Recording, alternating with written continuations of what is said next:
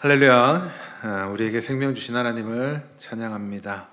우리 기독교 곧 예수 그리스도를 주로 고백하는 예수 그리스도를 머리로 한 공동체는 초대교회 때부터, 그러니까 예수님 시대에 이제 교회가 시작되죠. 예수님이 죽으시고 부활하시고 교회가 시작되는 그 초대교회 때부터 안식 후 첫날, 곧 예수님께서 죄와 사망의 권세를 이기시고 부활하신 날을 기념하여 주의 날이라고 불렀고, 예수 그리스도의 부활을 기념하면서 예배를 드렸어요. 성찬과 만찬을 통해서 그 주 안에서 한 몸 공동체라는 정체성을 이어왔습니다. 아시겠죠? 이러한 전통이 오늘날 우리도 구약에서 안식일로 지켜왔던 그 여섯째 날이 아닌 첫째 날이 되는 거죠. 첫째 날을 주일로 정하고 함께 모여서 하나님을 이렇게 찬양하고 또 말씀의 떡을 떼고 그리스도 안에서 식사를 하면서 교제를 나누는 것, 그러지 않습니까? 오늘날 우리는 그래요. 이러한 내용 정도는 사실 아마도 지금까지 신앙생활을 오랫동안 해오신 여러분들은 익히 들어왔고 잘 아실 거예요. 그렇죠? 이걸 처음 듣는 분은 없으실 거예요. 궁금해서 들어봤죠? 이런 내용들. 우리는 이렇게 초대교회의 전통에 따라서 예수님이 죽으시고 부활하신 안식 후 첫날을 기념하여 예배를 드렸고 이렇게 모여왔다. 이런 것들은 알아 하실 거예요. 그런데 이런 질문을 한번 해보고 싶어요. 그렇다면 여러분들은 어떤 마음으로 주일을 맞이하고 주일을 지키고 있습니까? 여러분들 어떤 마음으로 주일을 지키고 계세요? 크게 얘기해 주시면 좋을 것 같습니다. 한 주의 첫 시작, 주일을 맞이하면서 그럴 수 있겠네요. 생각보다 많은 분들이 이 주일 지키는 것에 있어서 그 안에 담겨져 있는 의미를 자꾸 망각하고 생각조차 하지 않으면서 막연하게 주일을 지키고 있다라고 생각하는 것은 아닌가? 이런 의구심이 들 때가 참 많이 있어요. 제가 왜 이런 생각을 하게 됐을까요? 신앙 상담을 이렇게 하다가 보면 여러 부류의 신앙관을 가지고 계신 분들을 만나게 되죠. 우리는 사실 여기에 10명이 앉아있든 100명이 앉든 100명이 있으면 100명의 신학이 있다고 이런 얘기하는 것처럼 여러 부류의 분들을 만나게 돼요. 그런데 어떤 분들은 율법주의에 묶여서 구약에서 안식일을 지키지 않으면 죽는다. 안식일을 지난 시간에 우리 배웠죠. 안식일을 지키지 않으면 죽는 거예요. 안식일을 지키지 않으면 죽는 것처럼 주일을 지키지 않으면 벌을 받는다라는 식으로 주일 성수를 이야기해요.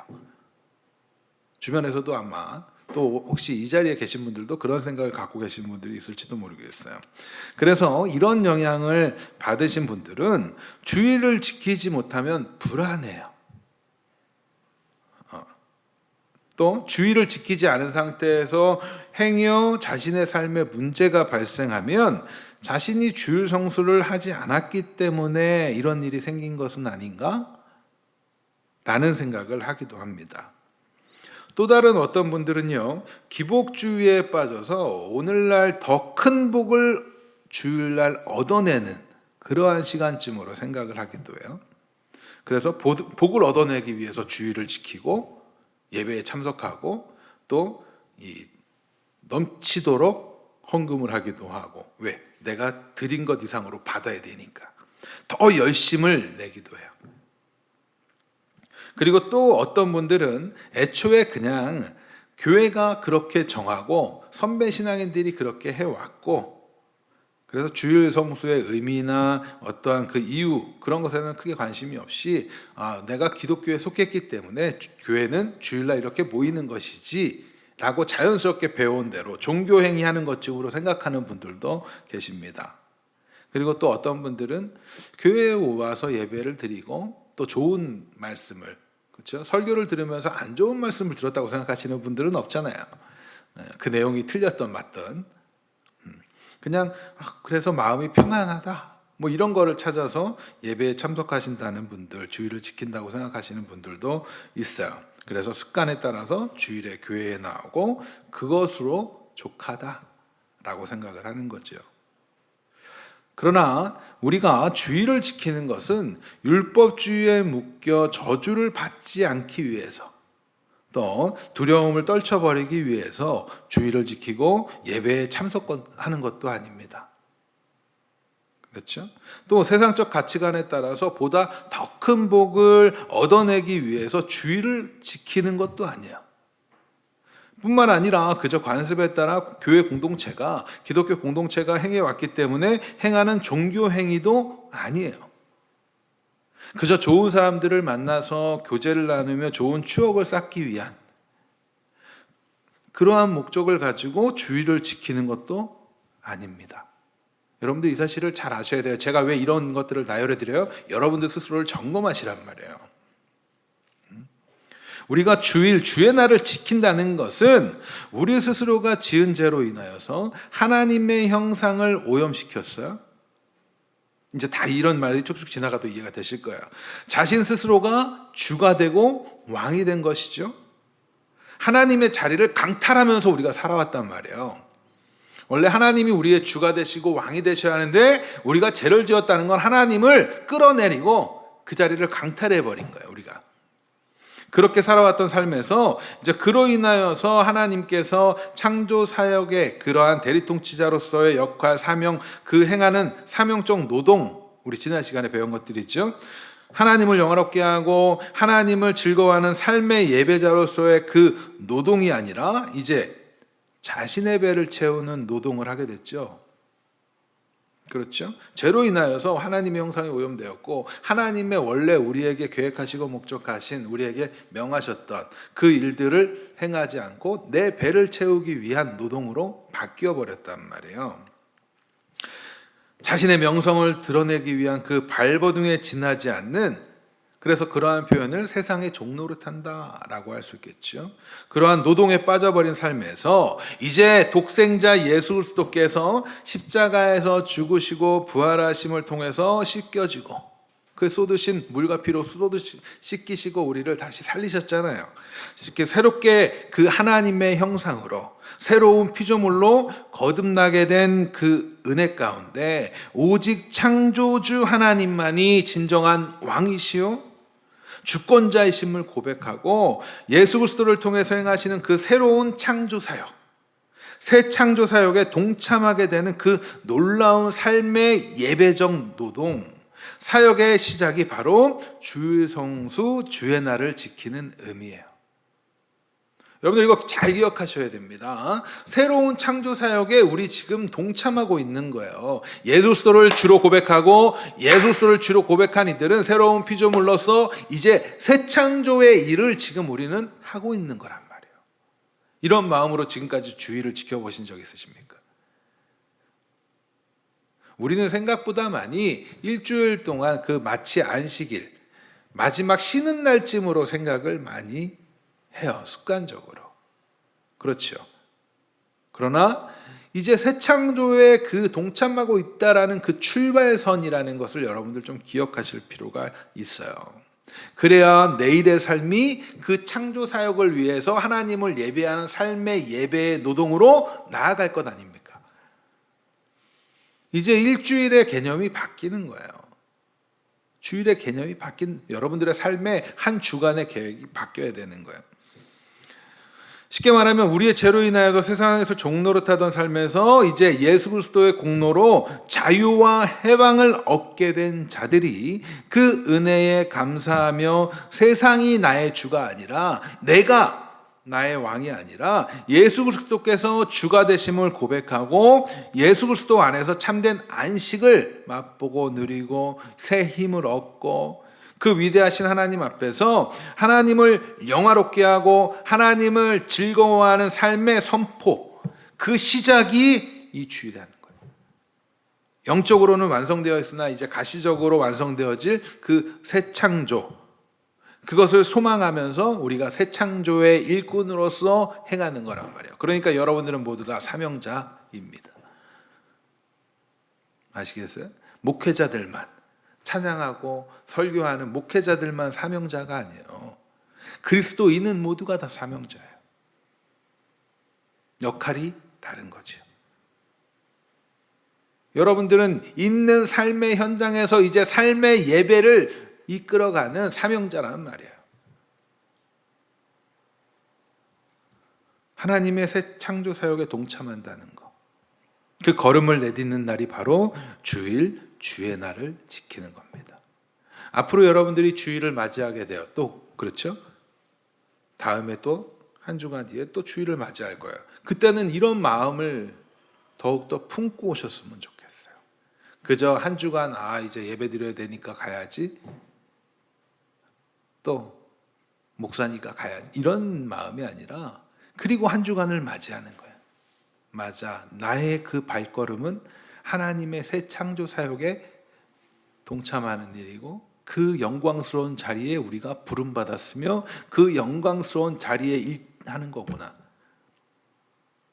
요즘 기사들을 이렇게 보다 보면 이 사람들은 과연 직업의식이나 어떠한 사명감 이런 게 있을까?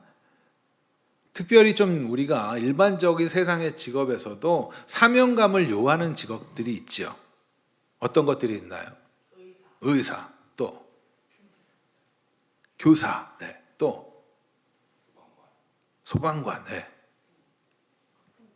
네, 그런 사람들 많이 있어요. 법조인들, 정치인들 다 사실은 어떠한 그런 사상이 딱 있어야 되고 사명감이 있어야 돼요. 그런데 요즘 그런 걸 보면 과연 있나? 돈. 네. 그런 생각이 참 많이 들어요. 그런데 거기뿐입니까? 목회자들을 봐도 그런 생각이 들어요. 종교인들을 봐도, 종교 지도자들을 봐도 그런 생각이 들어요. 저를 비롯해서. 왜 그래요? 굉장히 지금 사명감이 필요한 시기. 그런데요, 다시 말씀드리지만 여러분들은 각자의 위치에서 그리스도인으로서 새 창조 사역을 하고 있는 사명자라는 사실을 항상 명심하셔야 돼요. 그래서 모두가 다 높은 자리에 올라가서 대단한 일 하라는 게 아닙니다. 있는 현장에서 내가 있는 그 자리에서 그리스도인임을 나타내야 돼요. 우리가 그리스도인을 나타낸다는 것은 그리스도가 살아계심을 증거하는 거기도 해요. 때로는 입술로 전할 수 있겠죠. 그러나 그리스도께서 말씀하시고 예수님께서 가르치시고 교훈하신 그 일들을 우리가 행할 때 하나님의 영광이 드러나는 것이고 그것이 그리스도인임을 증명하는 것이며 동시에 그리스도가 살아계심을 나타내는 거예요. 여러분들은 사명자가 맞습니까? 여러분들은 사명자예요. 주부는 주부로서, 직장인은 직장인으로서, 학생은 학생으로서 맡은 바 자기의 있는 위치에서 그 역할을 누구보다도 성실히 책임을 다하면서 하는 것 자체가 사명감 있는 사람이 할 수 있는 거잖아요. 여러분들 사명감이 있습니까? 주일이 온전히 세워지지 않으면, 주의 날이 온전히 나한테 정립되어 있지 않으면 우리는 그리스도인다운 삶을 살아낼 수가 없는 거예요. 그저 단순히 교회가 커지기 위해서 여러분들 주일날 모여야 됩니다? 아니에요. 교회 커지는 게 하나님의 관심사일까요? 교회 규모가 커지고 건물이 좋아지는 게 하나님의 관심사일까요? 그거에 관심사 없어요. 하나님은. 우리가 우리의 있는 현장에서 새 창조를 향한 발걸음을 내딛어야 돼요. 그러기 위해서는 뭘 알아야 돼요? 하나님의 뜻을 알아야겠죠.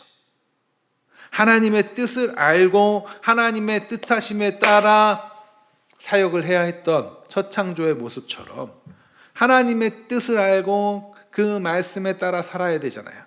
성경에는 어디에도 너희가 대단한 일 해라라는 얘기가 없어요. 맨 서신서들 봐보세요. 뭐래요? 남편들아, 아내들아, 자녀들아, 뭐래요? 가정에서 잘해라 이런 얘기들 하고 있잖아요. 따지고 보면. 그렇지 않아요? 그리스도인답게 살라는 거야. 그게 뭐예요? 하나님을 사랑하고 이웃을 사랑하는 그 모습대로 행하라는 거예요. 그 새 창조의 사역에 동참하고 있는 거라는 거죠. 따라서 우리는 이제 주의를 지키면서 나는 더 이상 내가 나의 주가 아닙니다. 나는 더 이상 내가 왕이 아닙니다. 나는 더 이상 세상의 종이 아닙니다. 세상에서 노예로 살아가는 자들이 아니라 세상에서 내 배를 위해서 수고하고 노력하면서 그러한 자들이 아니라 그런 것들은 주님이 모두 책임지실 거니까 나는 내가 손해볼지라도 하나님 앞에 나와서 왜 이게 더 중요한 일이니까 왜요? 새창조 사역에 동참하는 것이고 거기서 힘을 얻어야 되는 것이고 나가야 되는 것이니까 순서가 있단 말이에요. 질서가 있단 말이에요. 세상에서 그 안에서 내 배를 위하여 살아가던 그 나의 옛사람에서 이제는 해방된 자라는 것을 노예 생활에서 해방된 자라는 것을 주의를 지키면서 기억하셔야 되는 거예요. 그냥 주일이 율법에 묶여서 또 기복주의적으로 빠져서 이러한 게 아니에요. 우리는요 세상에서 노예로 살아가는 자들이 아니라 그 예수 그리스도를 통해서 자유함을 얻은 자들입니다. 그러니까 세상에 얽매이지 않고 그 시간을 내가 주의를 지킬 수 있는 거예요. 세상에 얽매여 있는 사람들이 주의를 지킬 수 있습니까? 다른 목적을 가지고 교회에 나올 수 있어요. 그러나 이러한 마음들을 다시금 여러분들이 정리를 잘 하셔야 돼요. 세상에 그 어떤 것도 하나님을 대신할 수 없습니다. 우리 양 집사님 기도하실 때 마지막에 어떻게 기도하시죠? 세상의 모든 것보다 모든 것 위에 모든 것 대신 그 고백이 진정한 고백이 되기를 원합니다. 우리들의 고백이 되기를 원해요. 우리는 자꾸 그 하나님보다 더 위에 많아요. 우리가 기도하면 우리는 그거대로 살려고 애써야 돼요. 뭔가 하나님을 비교해 놓고 어떠한 저울질하면서 신앙생활하는 경우들이 참 많은데 그러면 안 돼요. 모든 것 위에 모든 것 되신 분이에요. 그 얘기는 하나님이 왕이시라는 얘기 고백 아니겠어요? 그런데 맨날 뭐 할 때는 내가 왕 돼가지고 하나님 보고 좀 이제 그런 신앙생활에서 벗어나 보자는 겁니다. 세상의 그 어떤 것도 예수 그리스도의 생명을 대신할 수 없어요. 그러한 고백을 가지고 주의 날 이렇게 공동체에 참여하는 거예요. 예수 그리스도의 말씀을 먹고 나눔을 통해서 새롭게 한 주를 시작하는 거죠. 그의 말씀에 이끌려가는 삶을 살아내는 것, 사명자로서요. 그 말씀에 이끌려가는 삶을 우리는 매일매일 살아가기 위해서 또 주의를 지키는 거예요. 하나님의 새창조 사역에 동참하는 삶이라는 인식을 가지고 하나님께서 베풀어 주신 은혜의 삶, 매일매일이 주의 날이 되는 삶을 살아갈 때 우리는 보다 건강한 하나님의 백성으로 자라갈 수 있는 거예요. 이러한 새창조의 삶에 우리가 초청받고 그 삶을 살아갈 수 있는 것에 대해서 좀 더 깊이 여러분들 묵상해 보시면 참 엄청난 일이구나 라는 생각이 들지 않습니까?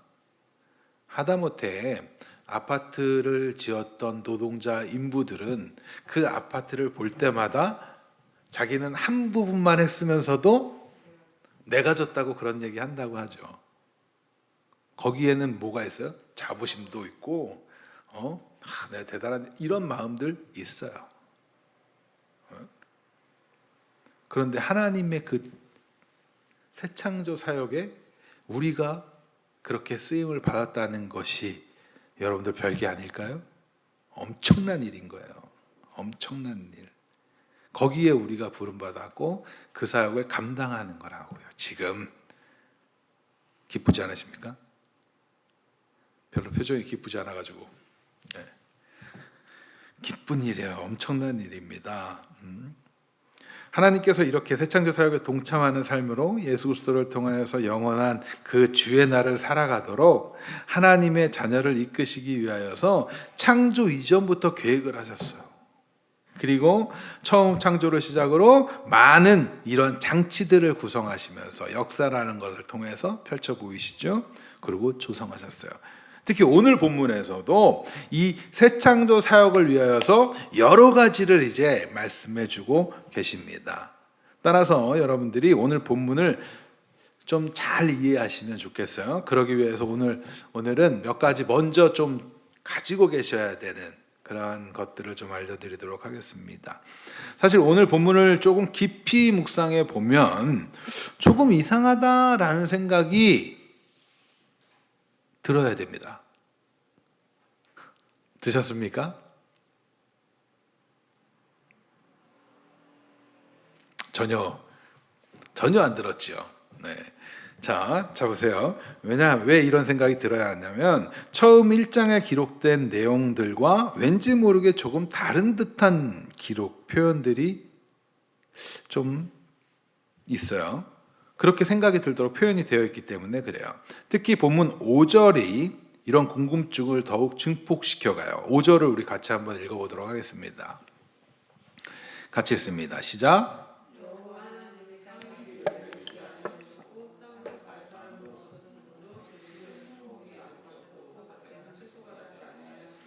뭐가 이상합니까? 안 이상해요?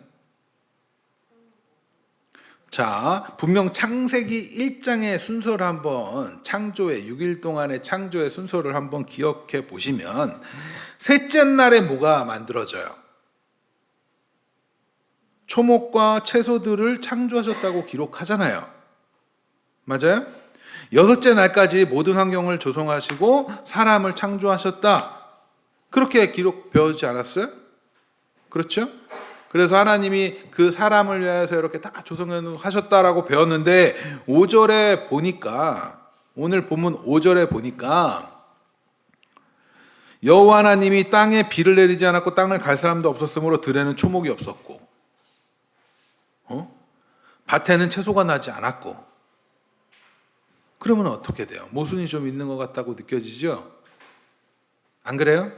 전혀 모순적이지 않나요? 좀 이상하지 않아요? 안 이상해요. 네, 그럴 수 있습니다. 창세기 1장 11절부터 13절 같이 한번 읽도록 하겠습니다. 1절부터 13절. 네, 1절부터 13절 같이 읽습니다. 하나님이 이르시되 땅은 풀과 씨 맺는 채소와 각기 종류대로 씨 가진 열매 맺는 나무를 내라 하시니 그대로 되어 땅이 풀과 각기 종류대로 씨 맺는 채소와 각기 종류대로 씨 가진 열매 맺는 나무를 내니 하나님이 보시기에 좋았더라. 저녁이 되고 아침이 되니 이는 셋째 날이니라. 그렇죠? 분명히 오늘 본문과 비교해서 읽어보면 땅을 갈 사람이 없었으므로 초목이 없었고 밭에는 채소가 나지 않았다고 기록하고 있고 이 1장에서는 어떻게 해요? 하나님이 내라고 하니까 냈다라고 이야기한단 말이에요. 그러면 이것을 어떻게 해결을 해야 되는가? 그렇죠? 마치 사람이 지어지고 다음부터 이러한 초목과 채소가 나기 시작한 것인가? 라고 생각할 수 있는 여지가 있잖아요. 그렇죠?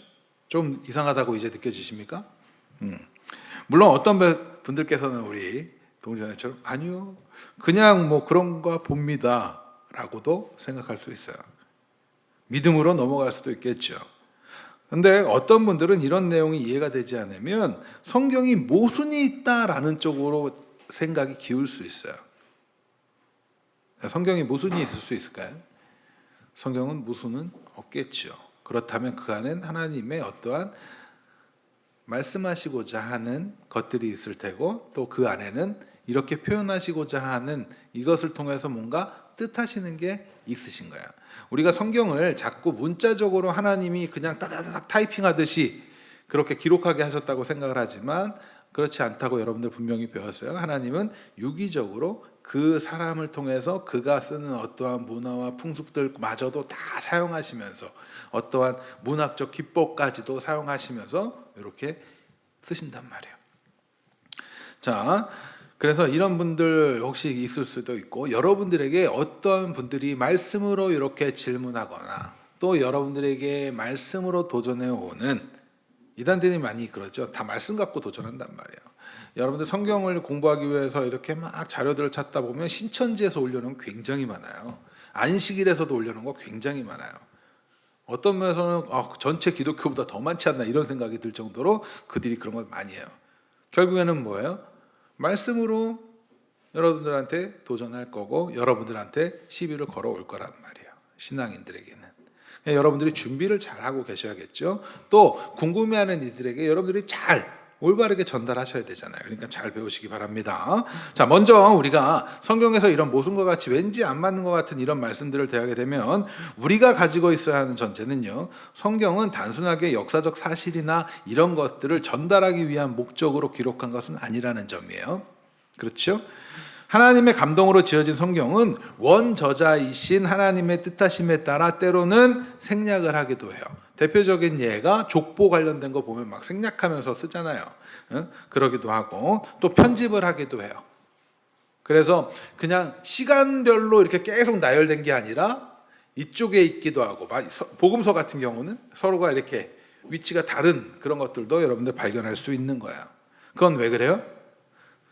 의도를 가지고 메시지를 전달하고 있기 때문에 그런 겁니다. 오늘 본문처럼 또 특별히 대략적으로 기록을 하면서 하나님의 메시지를 전달하고 있다는 점을 먼저 기억할 필요가 있어요.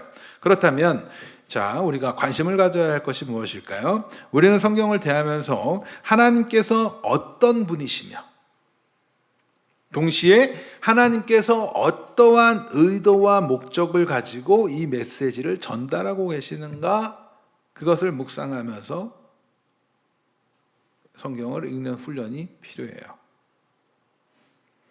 자, 4절을 읽겠습니다.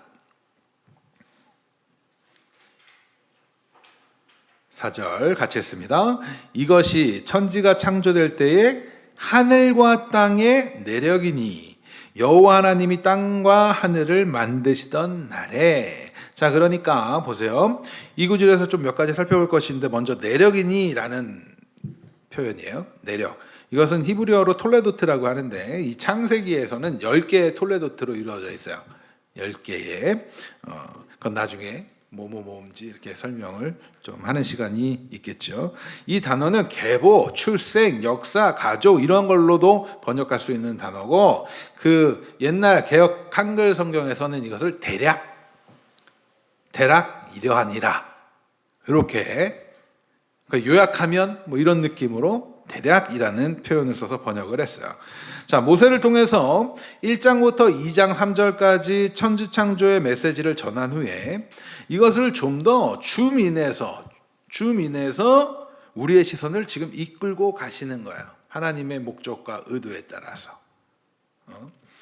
어떠한 목적을 가지고 하시는 거죠. 이것을 세번역 성경을 살펴보면 이렇게 번역을 했습니다. 4절 세번역 성경입니다. 하늘과 땅을 창조하실 때의 일은 이러하였다. 그러니까 창세기 1장부터 2장 3절까지는 첫째 날, 둘째 날, 셋째 날 이랬고 안식일까지는 이랬다. 이것 대략 다시 설명하는 거죠. 이것을 왜 중요하냐면 어떤 학자들은 이 부분에 있어서 이렇게 설명을 하기도 하거든요. 첫 번째 창조가 이렇게 실패했다. 그러나 실패했다. 그래서 다시 창조했다. 이런 식으로도 해석을 하고 막 그러기 때문에 그래요. 그러나 그것은 우리의 전통적인 해석이 아닙니다. 다시 말하면 이제 7째 날까지 안식일까지 기록하게 하시면서 천지 창조하신 하나님께서는 큰 그림을 보여주셨고, 이제 또 보다 지난 시간에 그랬죠. 점진적이고 정강적으로 이렇게 하나님 해가신다고. 점점 구체적으로 마치 표적을 이렇게 맞춰가듯이 그렇게 가고 계시는 거예요. 초점을 맞춰주시는 거예요. 줌인해서 그 백성들을 이끌고 가는 거야. 그렇다면 그 안에는 하나님의 의도가, 뜻하심이 있겠죠. 하나님께서는 지금 어떤 부분을 강조하고 싶으신 것일까? 오늘 본문의 기록들을 살펴보면 이제 그 무대가 어디로 향해요? 하늘과 땅 천지 만물에서 이제 어디로 점점 향하고 있어요? 8절입니다. 8절 같이 했습니다. 시작. 여호와 하나님이 동방의 에덴에 동산을 창설하시고 그 지으신 사람을 거기에 두시니라. 자, 지난 시간에 잠깐 설명을 드렸지만 하나님께서는 모세를 통해서 세상에서 종노릇하던 이스라엘 민족에게 너희들의 하나님 여호와가 참된 통치자요 왕이시다. 그분께서 너희를 택하셨고 너희를 백성으로 삼으셨다. 너희들이 예배해야 할 대상, 세상에서 사람들이 섬기는 것들이, 애굽 사람들이 막 그렇게 하나님의 만들어 놓은 것들을 막 섬기잖아요. 해달별도 섬기고 막 동물들도 막 이렇게 섬기잖아요. 그러한 것들이 아니라 오직 창조주이시다. 이런 거 지난까지 설교 중에 내용들 중에 설명했던 적이 있어요. 뿐만 아니라 너희 하나님은 너희와 함께할 하나님의 나라를 창조하시기 위하여서 이 세상을 창조하였다라는 사실을 알게 하기 위해서 이 창세기를 기록하게 하셨다고 배웠죠. 기억나시죠? 이러한 목적이 있단 말이에요. 출애굽한 이스라엘 민족에게는 뭔가 설명이 필요했어요. 어떤 하나님이 어떤 분이신지, 너희를 구원하신 하나님 왜 지금 이렇게 구원하시는지, 하나님의 계획과 목적은 무엇인지 등을 설명하신단 말이에요. 창세기를 통해서. 이러한 목적을 가지고 하나님께서 모세로 하여금 메시지를 전달하고 계시기 때문에 그 뜻하심에 따라서 이제 다시금 내력이라는 표현을 사용하시면서 그들의 시선을 점점 이끌고 가시는 거예요. 어디로? 동산으로. 동산에 무슨 일이 있기 때문에. 동산에 뭐가 있어요? 동산 중앙에 생명나무와 선악을 알게 하는 나무, 그렇죠? 그리고 하나님의 법이 세워지고 그 안에서 무슨 일이 발생해요? 죄로 인하여서. 그래서 동산에서 쫓겨나게 되는 이러한 일들이 이제 점점 시선을 이끌고 가는 거예요. 다시 말하면 하나님께서는 이제 창조 기사들을 다른 시각으로 이제 묘사해 주면서 그 기록하게 하시고 그 뜻하심으로 더욱더 이끌고 가시는 거예요. 하나님의 목적에 따라서. 그렇다면 하나님의 뜻하심을 더욱 담아내고 있는, 어떻게 이것을 어떠한 방식으로 담아내고 있는가. 먼저 우리가 읽었던 4절에서 주목할 표현이 있어요. 2장 3절까지는 하나님 엘로힘이라고만 기록을 하고 있었죠. 제가 전에 잠깐 그런 말씀 드리지 않았습니까? 필사하는 것의 유익함. 그죠? 그런데 이 모세가 이 톨레도트 내력이라고 시작을 하면서 뭐라고 기록해요? 하나님을 여호와 하나님, 이런 표현을 쓰지요. 여호와 하나님. 점점 그 창조주 하나님 엘로힘, 강한 그 권능의 하나님 강조하던, 권능을 강조하던 그 엘로힘이라는 표현에서 이제 야훼 엘로힘, 이렇게 표현이 드러나요. 하나님에 대해서. 아시는 것처럼 이 야훼, 우리나라 말로 여호와 이렇게 번역을 했는데 사실 히브리어는 모음이 없죠. 그래서 읽는 것은 나중에 붙인 거예요. 그러다 보니까 우리나라 말로 여호와, 예후와, 이런 원래 예후바 뭐 이렇게 표현이 되거나 야훼 이렇게 표현이 돼야 되는데 여호와 이렇게 표현을 했단 말이에요. 발음대로. 그래서 이분은 아시는 것처럼 스스로 계신 분 자존자이시죠. 맞아요. 이스라엘의 구속자이시며 특히 언약, 하나님의 언약의 하나님을 강조할 때 사용되는 표현이에요. 자, 출애굽기 3장 14절부터 15절을 같이 읽겠습니다. 3장 14절부터 15절 같이 읽습니다. 하나님이 모세에게 이르시되 나는 뭐한 자 스스로 있는 자니라. 또 이르시되 너는 이스라엘 자손에게 이같이 이르기를 스스로 있는 자가 나를 너희에게 보내셨다 하라. 하나님이 또 모세에게 이르시되 너는 이스라엘 자손에게 이같이 이르기를 너희 조상의 하나님 여호와 곧 아브라함의 하나님 이삭의 하나님 야곱의 하나님께서 나를 너희에게 보내셨다 하라. 이는 나의 영원한 이름이요 대대로 기억할 나의 칭언이라. 그죠? 하나님이 여호와라고 밝히셨어요. 여러분들 하나님의 계획이 뭐예요? 이스라엘 민족을 뭐하기? 내 백성 만들게 하시잖아요. 그렇죠? 나는 너희 하나님이 될 거고 너희는 내 백성이야. 이렇게 만들 거야. 하나님의 나라 만들 거야.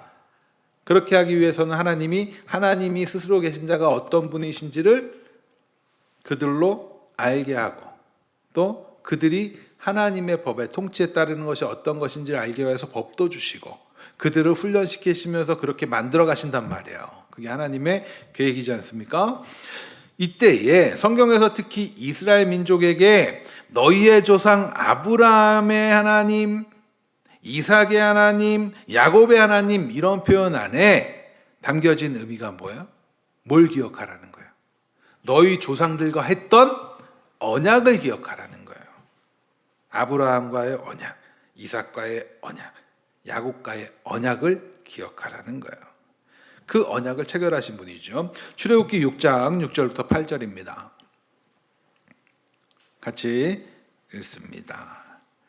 그러므로 이스라엘 자손에게 말하기를 나는 여호와라. 내가 애굽 사람의 무거운 짐 밑에서 너희를 빼내며 그들의 노역에서 너희를 건지며 편팔과 여러 큰 심판으로서 너희를 속량하여 너희를 내 백성으로 삼고 나는 너희의 하나님이 되리니 나는 애굽 사람의 무거운 짐 밑에서 너희를 빼낸 너희 하나님 여호와인 줄 너희가 알지라. 내가 아브라함과 이삭과 야곱에게 주기로 맹세한 땅, 그러니까 뭐 했다는 거예요? 약속했다는 거예요.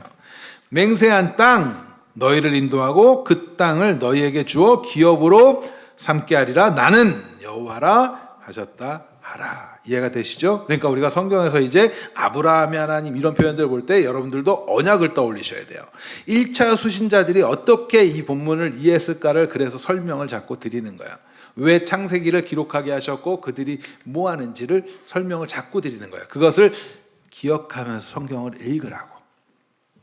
애굽에서 종노릇하던 너희를 구원한 나는 바로 너희의 조상들과 언약을 맺은 창조주 하나님이다. 그 사실을 그들로 하여금 알게 하시기 위해서 이제 우리의 시선을 돌려가시는 거예요. 왜요? 하나님의 백성으로 만드셔서 하나님 나라를 완성하시기 위해서 말이죠. 우리는 지금 요 짧은 설명 안에서도 앞서 주일에 관련된 것들을 연관지어 생각해 볼 수 있겠죠. 애굽에서 종노릇하던 너희를 끄집어냈어. 우리는 이제 예수 믿는 자들은 어떤 자들이에요? 종노릇하던 자들에서 끄집어낸 자들이에요. 누구를 통해서? 예수 그리스도를 통해서. 하나님께서 끊임없이 구약에서 예수 그리스도를 모형하는 어떠한 것들을 자꾸 사용하셔서 교보제로 사용하시고 시청각자로 사용하셔서 그들을 이제 구원해 내시지 않습니까? 어린 양, 유월절 어린 양, 불뱀 사건, 막 등등등을 통해서 또 여호수아를 통해서 모형하시고 계속 그렇게 하면서 그 실체가 무엇을 설명하기 위함이었어요? 예수 그리스도를 설명하기 위함이잖아요. 우리는 근데 신약과 구약을 다 갖고 있으니까 그것이 실체가 예수 그리스도를 통해서 되었다는 걸 알기 때문에 이 사실을 알고 반대로 성경을 읽는 우리들에게 얼마나 큰 은혜냐고요. 그러면 그 은혜를 받은 자들로서 우리가 이제 다시 창세기를 읽어갈 땐 그것들을 끄집어 와서 그 초대교회 그 출애굽 당시에 그 사람들의 입장 그것들을 보면서 본다면 우리는 더욱더 확신하면서 성경을 읽을 수 있단 말이에요. 이해가 되십니까? 그게 얼마나 은혜예요. 모세를 통해서 하나님께서 이 4절부터 시작하는 창조의 내력 거기에 여호와라는 사실을 밝힘으로써 그들의 조상과 언약을 맺으신 하나님께서 자신들을 구원하신 하나님이심을 깨닫게 하시고자 에덴 동산이라는 그 무대로 이끌고 가시는 거예요. 이스라엘 민족은 왜 세상을 대표하는 애굽에서 종노릇하며 노동을 해야만 했습니까? 그 답을 이제 알아갈 수 있겠죠. 맞아요? 점점 배워가면서. 그러한 자들에게 필요한 것이 뭐예요? 세상에서 종노릇하면서 그쪽에서 해방되는 것이잖아요. 그러면 내가 왜 너희를 이렇게 해방시켰는지 알아? 라는 답변을 얻을 수 있겠죠. 뿐만 아니라 거룩하신 하나님께서 약속하신 대로 그들을 거룩한 백성으로 삼으시기 위하여 행하셔야 하는 것은 무엇입니까? 하나님이 거룩하시기 때문에 뭘 하셔야 돼요? 백성을 거룩하게 하셔야 되겠죠. 그러기 위해서 필요한 게 뭐예요? 먼저 그들이 무엇이 죄인지를 알아야죠. 아무것도 모르는데 거룩해야 된다고 되겠어요? 죄가 뭔지를 알아야겠죠. 그러면 뭐가 필요해요? 법이 필요할 거고. 이제 이런 것들을 알아갈 수 있는 거예요. 죄가 무엇인지를 알아야 죄사함이 필요하다는 것을 알 것이고 죄사함이 필요하다는 걸 알아야 하나님의 은혜로 구원을 받아야 된다는 사실을 알게 되잖아요. 구원이 필요한지 은혜가 필요한지를 알게 되는 그러면서 무엇을 바라보게 돼요? 하나님을 바라보게 되고 하나님을 찬양하게 되고 하나님을 사랑하게 된다고요. 그러니까 여러분들은 이제 창세기를 읽으면서 단순히 창조의 정보가 이런 거구나의 관점으로 읽으시면 안 돼요. 하나님을 사랑하는 것으로 나아가야 돼요. 우리는 이 안에서 하나님의 놀라운 지혜를 발견하게 됩니다. 하나님의 백성을 향한 하나님의 깊고도 넓은 그 사랑을 발견하게 되는 거예요. 간혹 사람들이 이런 표현을 쓰는 거 여러분들 들어보신 적이 있으실 거라고 생각이 돼요. 구약의 하나님은 왠지 무섭고 심판하시는 하나님, 이렇게 느끼시는 분들이 좀 많이 있어요. 구약의 하나님 이렇게 나누고, 또 신약의 하나님에 대해서 예수님을 통해서 사랑을 베푸시고 은혜와 사랑으로 가득하신 하나님으로 표현했다고 이렇게 생각하는 경향들이 좀 있어요. 그런데 그렇지 않아요. 구약을 통해서 깨닫고 느끼게 되는 하나님께서는요, 이토록 하나하나 아주 섬세하게 우리로 하여금 구원이 왜 필요한지, 이 구원을 주시기 위해서 어떻게 참고 기다리시며 사랑하셨는지, 은혜를 베푸셨으며 이런 것들을 담고 있다고요. 물론 신약에 증언된 하나님과 그 구약에 증언된 하나님께서는 동일하신 분이에요. 이렇게 자꾸 나누려고 하지 마세요. 동일하신 분이지만 하나님의 그러한 모습들, 그러한 성품들이 그 안에 너무나 담겨져 있어요. 하나님의 거룩하심 앞에서 하나님의 뜻에서 벗어난 그 죄로 인하여서 죽어야 하는 이들에게 어떻게 은혜를 베푸셨으며 어떻게 건져내셨고 어떻게 하나님의 나라를 완성해 가실 것인가를 이제 보여주시기 시작해서 그 내력이니 톨레도 그것을 사용하시는 거죠.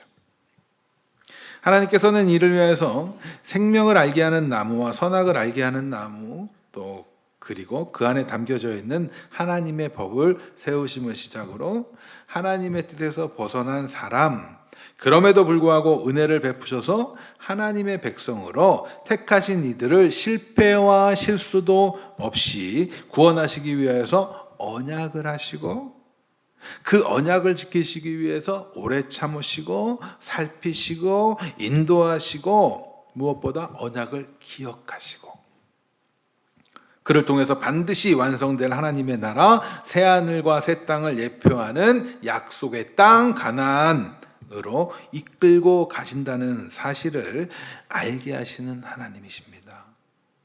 그분이 바로 우리가 믿는 여호와 하나님이에요.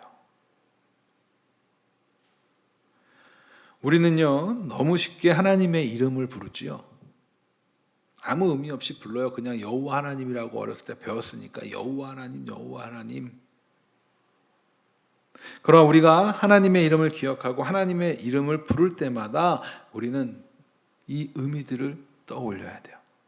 언약을 행하시는, 그 언약을 기억하시고 그 언약을 이루시는 하나님이심을 떠올려야 돼요. 그러면서 하나님 앞으로 나아가는 거예요. 이러한 사실을 떠올리면서 이제 다시 5절을 보도록 하겠습니다. 앞서 언급한 바와 같이 창세기 1장부터 2장 3절까지 기록한 후에 내력은 이러하니라로 시작하면서 서로 다른 듯한 것처럼 보이는 표현들이 등장을 해요. 그러나 이 기록은 서로 모순된 증언을 하는 것이 아니라 그 시선을 창조의 절정에 있는 인간에게로 초점을 맞추고 있어요. 사람이 존재하기 전이기 때문에 사람에 의해서 경작되고 다스려질 밭과 초목, 그 들과 밭에 초목과 채소가 없다라는 의미로 이런 표현을 쓰고 있는 거예요. 자, 하나님께서 천지 만물을 만들고 3일째에 초목과 채소들을 만들었어요.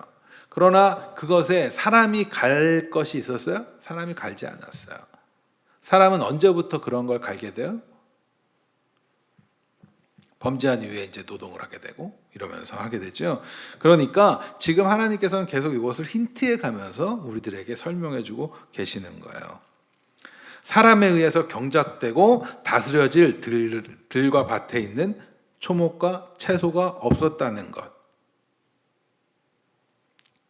그것이 포커스예요. 사람이 할 것이 없었다라는 것. 또한 이때 이 사용된 단어만 살펴봐도 좀 그 의미를 알 수 있어요. 초목과 채소가 없었던 곳이 어디라고 지금 표현해요? 들과 밭이죠. 이때 사용된 단어는 땅이라고 번역한 단어하고는 다른 단어예요. 정리하자면 들과 밭이라고 번역한 이곳은 사람에 의해서 경작되어야 할 땅인 거죠. 들과 밭은 그 사람이 아직 있기 전이죠. 그렇기 때문에 사람에 의해서 경작되어 생산되는 초목과 채소가 없었다라는 의미가 되는 거예요. 이해가 되시죠? 네.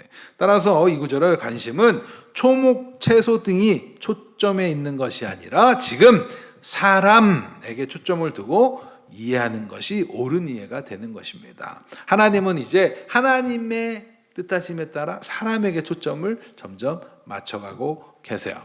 하나님과 사람과의 관계로.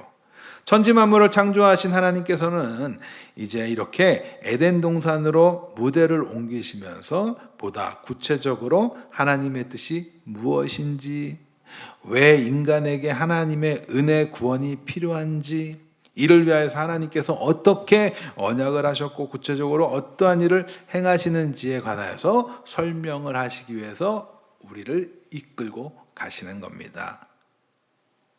주 안에 사랑하는 성도 여러분, 여러분들 주의를 지킬 수 있는 건 하나님의 이러한 놀라운 일들을 우리를 위해서 하셨다는 사실을 믿고, 그렇기 때문에 세상에서 종노릇하는 자들이 아니라는 그 자유함에서 주의를 지키는 거예요. 그러니까 단순히 주일날 지키는 것이 여러분들에게 율법에 묶여서 지키지 않으면 벌 받을까 봐 두려워 떨면서 행해야 되는 일입니까? 그렇지 않죠. 우리는 자꾸 주일에 더 모는 복을 이러는데, 아니요, 우리는 이미 복을 받은 자들 아니에요? 맨날 찬양은 주 예수보다도 귀한 것은 없다고. 아까 전에 우리 했던 찬양 중에도 그런 가사들이 나왔던 것 같은데, 예수님보다 귀한 것이 없고 예수보다 더한 것이 없다고 그러면서 맨날 예수님 이름 이용해가지고 뭐 얻어내려고 하는 게 우리들의 그 악함 아닙니까? 이제 여러분들 그것을 좀 벗어나세요. 우리는 이미 많은 것을 받았고 더 비교할 수 없는 것들을 받은 사람들이에요. 이미 그것을 이제 이 안에서 누리는 자들이라고요. 주의를 맞이할 수, 그렇게 주의를 맞이할 수 있는 건 진정으로 하나님의 뜻 안에서 주의를 맞이하는 그런 사람들. 물론 이 교회 안에는 여러 아직까지 그런 은혜를 깨닫지 못한 이들도 있을 것이고, 또 가짜인 사람도 있을 것이고, 그러나 우리가 정말 그리스도의 은혜를 누리는 자들이 맞다면 우리는 이제 그 안에서 이 과정들을 떠올리시면서 그 은혜 가운데 주의를 맞이하셔야 됩니다. 우리를 위해서 하나님이 이렇게 철저하게 준비하셨다. 여러분들을 위하여서 누가 그렇게 해줄 수 있겠어요? 우리 아까 전에 예배드리기 전에 부모님의 사랑이 막 이러면서 요리 얘기하고 그랬는데, 부모님의 사랑으로도 그것만으로도 그거 감사하다고 아까 얘기했잖아요. 근데 그보다 더 많은 걸 하시는데 하나님께는 감사하지 왜 못합니까? 맨날 달라고만 떼쓰고. 이제 조금만 성장해 보자는 거예요. 어제보다 오늘이 조금만 성장해 보자는 거예요. 과거 신앙생활 해왔던 그때보다 조금만 더 자라가 보자는 거예요. 이제. 그러기 위해선 이렇게 주일부터 하나하나를 여러분들이 점검하셔야 돼요. 저는 우리 성도들에게 원하는 것이 개인적으로 있어요. 그건 뭐냐면 정말 신앙 안에서 진지하라는 거예요. 말씀 하나에도 깊이 묵상해 보고 진지해 보자는 거예요.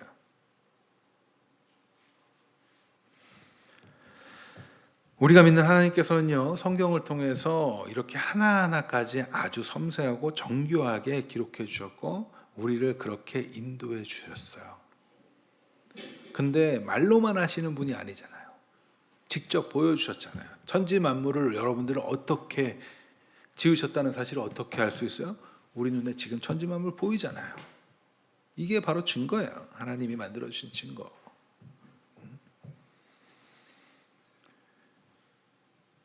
저와 여러분들을 매일매일 주의 날로 살아가게 해주시는 그 하나님. 여러분들을 주의 날로 이끄셔서 주의 날을 살아가게 하시는 그 하나님. 새 창조의 일꾼으로서 새 창조의 그 왕 같은 제사장으로 살게 하시는 그 하나님이 바로 여호와 하나님이십니다. 이 놀라운 사랑을 받고 계심을 여러분들 자꾸 부족하다고 생각하지 마세요. 여러분들에게 뭐가 부족합니까? 하나님의 사랑이 있는데. 내 주머니가 얇아져서 부족합니까?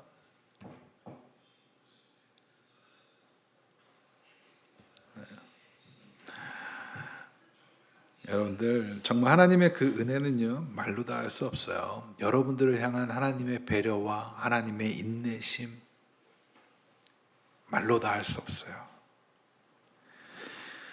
우리는요 이제 주일을 맞이하면서 영원히 그 나라를 가시적으로 이루어질 걸 소망하면서 이제 살아내는 거예요. 그 일에 여러분들이 부름받았고 그 일을 여러분들 하고 계시는 거라고요. 그러니까 제가 얘기하지 않습니까? 세상 앞에서 당당하라고. 저는 예수 그리스도 복음 전하면서 비굴한 거 너무 싫습니다. 왜 비굴해야 돼요? 우리가 가치 없는 거 전합니까? 그리스도인들은 돈 없어도 당당할 수 있어야 되고 내 학벌이 낮아도 당당할 수 있어야 되고. 왜요? 나는 진짜를 갖고 있으니까. 좀 그런 프라이드를 좀 가지시기 바랍니다. 그리고 주의 날을 사시는 거예요. 하나님은 여러분들을 위해서 이렇게 배려하시니까. 그리고 그 일은 반드시 이루어질 줄 믿습니다. 여러분들 이것이 소망이 되셔야 돼요. 앞으로 미래에 내가 뭔가 대단한 일 할 거야가 소망이 되시면 안 돼요. 높은 자리 올라갈 거야 이것이 나의 꿈이 되면 안 돼요. 하나님이 하나님의 뜻대로 이루실 거. 이렇게 이루어오신 하나님이 그렇게 반드시 이루실 거. 그것이 우리에게 소망이 되고 비전이 되고 꿈이 되어서 내가 그 걸음을 걸어가는 거예요. 당당합시다. 그리스도인이기 때문에 당당하길 간절히 소망합니다. 다음 시간에는 이 본문을 통해서 생명나무와 선악을 알게 하는 나무 이런 내용들을 좀 더 살펴보도록 하겠습니다.